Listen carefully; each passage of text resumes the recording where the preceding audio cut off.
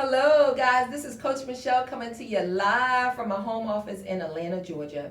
I've decided, actually, one of my clients, one of the students, the motivated entrepreneurs that's going through our boot camp, asked me if I could share some information on the mistakes, right, that I made when I started my home care agency a couple of years ago. And I said, well, instead of just sharing that information with him, I am actually going to share it with everyone because sometimes I think, well, not sometimes, well, it depends. I think it's better when you can learn from someone else's mistakes and try to prevent making those mistakes in your life and in your business. And of course, this is definitely regarding your business, home care agency, startup, right? So these are the top 5 things that I thought of that I want to share with you. When I started out, I didn't have a coach. I didn't have anyone to help me. So I literally had to do everything on my own and just simply through the grace of God, praying and walking me through this thing, right? So the first thing is I invested in software way too soon. So there's a lot of great softwares out here for home care agencies. They're pretty expensive, most of them. And I say expensive because when you're starting out, you may not have an extra $200, $300 in your budget to begin with. But I did, right? So I made it work. And it was just a waste of money because when you're managing one client, I would say 5 clients or less, you really don't need a high-tech software system because you can manage it just simply by using Excel spreadsheets or any other system that you may come up with. But I know Excel spreadsheets work out very, very, very, very well. I coach my clients on using the Excel spreadsheets. We've created some that we give to our clients. So they really, really, really work. So I would say if I could do this all over again, or if I can prevent you from making a mistake, hold off before you invest in the software. I'm not saying never because the software is amazing. There's a lot of great, great softwares out there, but you don't need to do it until you get past that hump of 5 clients because you really can manage 5 clients without a problem. The second thing is I invested in uniforms, right? So I was so excited. Like, I want all my caregivers to look the same. I want my beautiful logo on there for branding purposes. And it was great. So I went out, I purchased, I think 10 sets. And I was super excited. I hired a lady. She embroidered all of the logos on there. And it was fantastic. We were top notch, right? The issue with that is that that's another mistake I made because what I did when I interviewed and onboarded someone, I gave them the uniform, right? Duh. Why am I giving someone a uniform and I'm not giving them a job? Because remember, I just started, so I have to build my business and get clients. So then when I received my first client, my second client, third client, and I called these caregivers that have my uniforms, right? They weren't available or the phone numbers were no longer, active or whatever the case may be. So I went through all of my uniforms and never had a caregiver actually wear one of my uniforms out to a client's home. So that's the mistake that I made.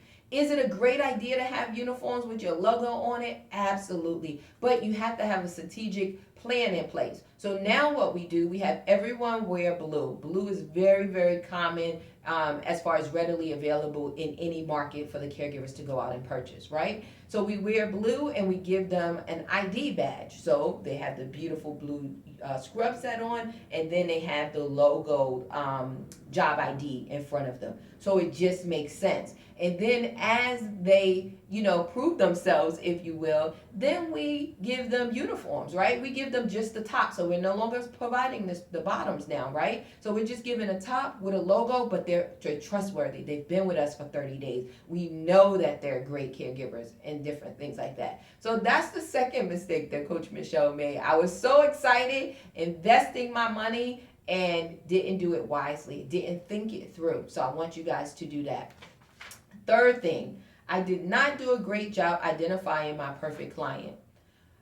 Spend time on this, guys, and think about your business. And this is one of the reasons why I have the free download on my website, Manifest Your Desires. The vision board activity is so, so important. And some of you may have downloaded and thought, oh, I don't need to do this, or vision board, that's for, fun. No, it's serious. It's a very important part of your business. Manifest your desires, put your ideas, your goals, your desires on a board, right? And you can make it any kind of way you want. There's great examples in the free download, and you can do a lot of research online and find some. But it's very important, guys, because what I did when I said I did not do a great job identifying my perfect client, I just simply loved seniors. And I said, oh, I want to take care of seniors. I want to take care of you seniors. And when I created my business, my company's name had seniors in it, right? So it just eliminated so many other people. So as we started to grow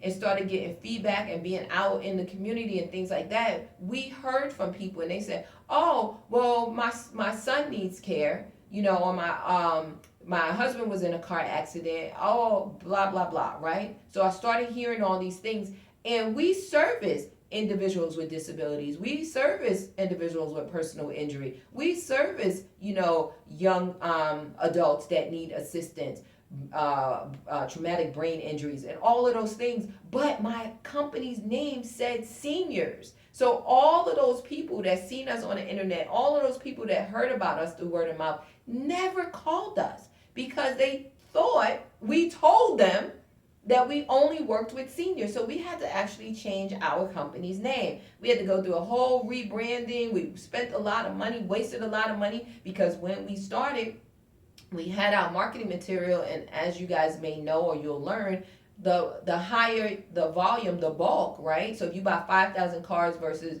250 cars, it starts to get cheaper. And the expectation is that we're going to need a lot of cars. We're going to need a lot of postcards. So why not go ahead and invest into this so we have them readily available, to hand out and market and grow the business, right? So then when we had to change the name, we had to throw away all of that stuff, which was throwing away money.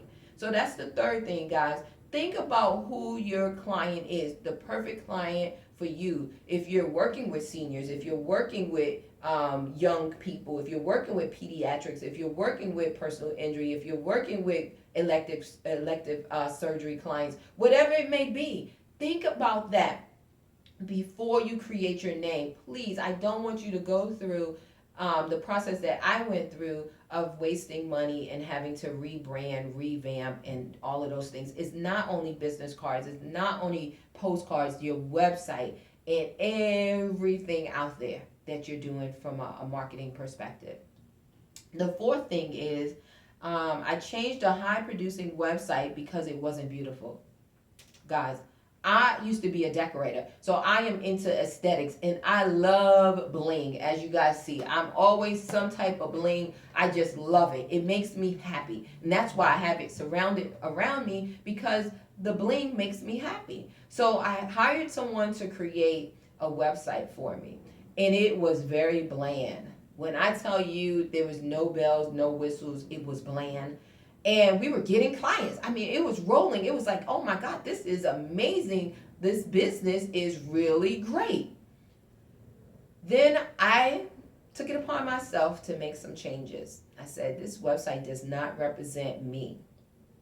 There's no bling. It's not exciting. I don't like this. I don't feel good when I look at my website. So I changed it. When I changed it, I messed up everything. I messed up all of the programming, the coding, the search engine optimization, the mega tags. When I tell you it was a mega mess, that's what it was.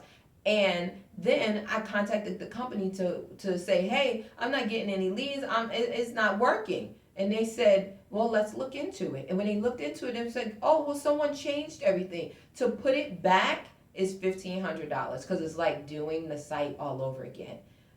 I said, no, I can't do that. I just could not mentally bring myself back to invest another $1,500 into a website. So then I started trying to fix it myself, started doing some research, different things like that. It never got back to where it was. We lost momentum. And that was a terrible, terrible, terrible mistake. And I think, what is that? That's lesson number 4. That actually should be lesson number 1, guys. It was a terrible, terrible mistake.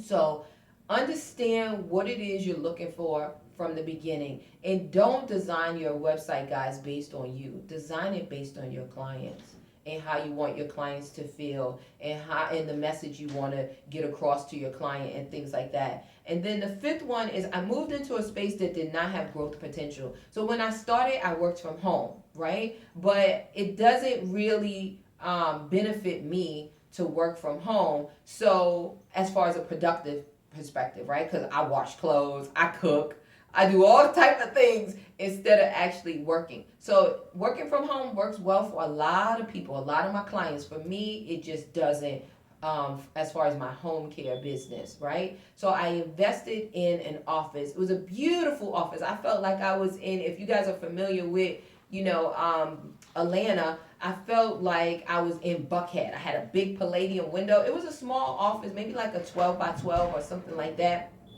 And I absolutely loved it. I was like, oh my God, I feel like I'm in Buckhead. It's beautiful, right? Again, beauty, beauty, beauty, beauty. That was my downfall in the previous lesson and in this lesson. Because one, it was just a small room, like a 12 by 12. There was no growth potential. So 2 months into moving there, I had to move. And it was like, I got to pay for a moving company. I got to get, not a moving company, a moving truck, a U-Haul truck. I have to, solicit assistance. I have to pack up. I have to do all these things. I have to go out and find another office. So it was just not a wise decision. But I wanted to get outside of the home, and I wanted something beautiful. Don't do it, guys. Think about it. When you're finding an office outside of your home, make sure there's growth potential, even if it's not within your office, if it's in the building, right? So you can get the office next to it. You can move upstairs. They have a conference room you can use. Just think about growth, because this is a business, an industry that is just exploding, right? The expansion with this opportunity there's no sky. It's all about what you do. So you want to make sure you set yourself up for success. So I'm not saying go out and get 2,000 square feet and you have one customer. That's not what I'm saying. I'm saying think about your growth when you invest in your office, right? Think about the location. You want to make sure you're not going to have clients coming there, but you will have caregivers coming there for, their in-service, coming there for interviews and things like that. So you want to make sure it's easily accessible from a major highway, off the exit, major thoroughfare, bus route, bus line, whatever it may be. Just think about the important things versus the beauty, which is what I was thinking about. The 5th thing is, that was the 5th thing. I have a bonus, guys. This is something that I think Oprah said she signed all her checks. If it wasn't Oprah, it was someone that's pretty well off that said, there's no check that leaves my office without my signature, without me seeing it, right?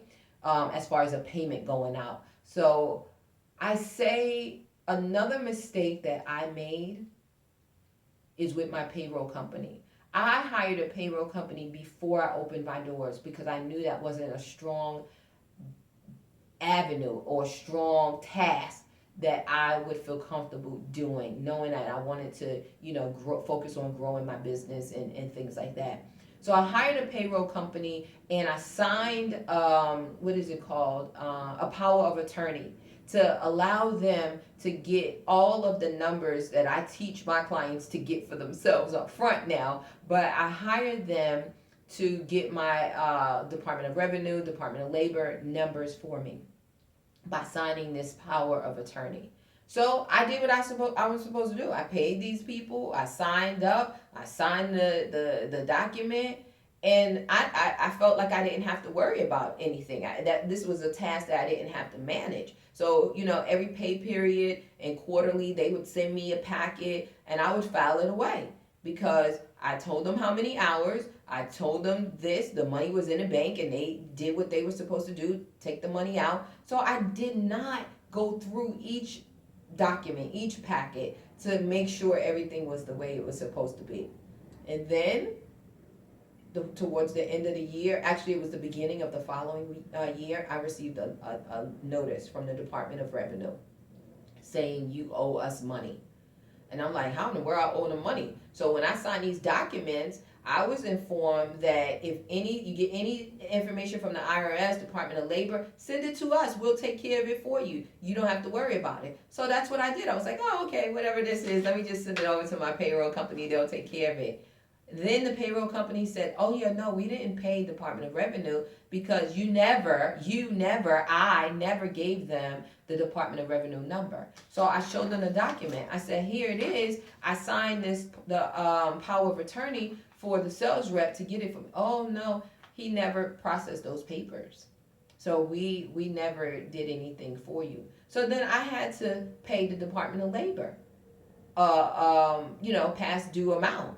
Taxes. Who wants that in personal or business, right? So from that, I learned, even though you hire someone to do something for you, you need to double check it, guys, because it's your business, your responsibility. So those are some tips. I hope you've learned from my mistakes, my experiences, and I wish you much success in your business. Please click the link below to subscribe so you can receive additional updates from Coach Michele, things that we're doing in the industry, training sessions that we have, and of course I'm here to coach and mentor you through the home care startup phase. Have a great day. Thank you for tuning in, and God bless.